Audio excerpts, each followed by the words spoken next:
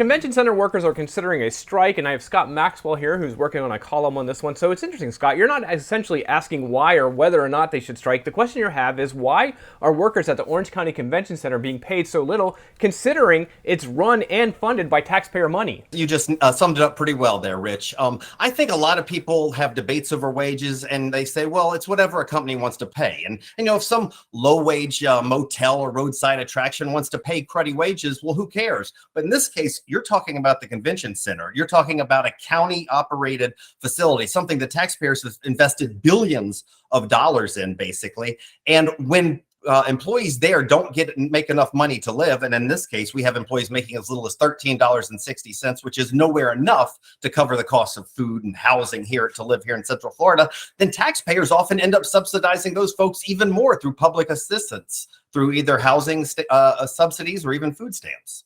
Yeah, what's interesting about this one is they don't necessarily work for the county when they work for the Orange County Convention Center. They're actually contractors. So this makes it a little sticky right here. You are exactly right. And in fact, when our reporter wrote about this issue last week, she went to the county to say, what do you think about these convention center employees who are getting ready to strike? And the county spokeswoman said, oh, well, that's not really our deal. You need to talk to the company that contracts them, Sodexo. I say, not so fast. That's buck passing. This is a facility that is built by taxpayers, operated by the public government. And this is the reason that there are many governments in this country that have living wage ordinances that basically require, not only themselves to pay their employees a wage that will allow people to live in that community, but also to require contractors and vendors to do the same so that in essence, taxpayers aren't subsidizing poverty. Yeah, it's interesting. So the bigger issue on this, it just has to do with Orange County. They want to promote high-paying jobs, but this doesn't exactly show that. Essentially, it goes against that.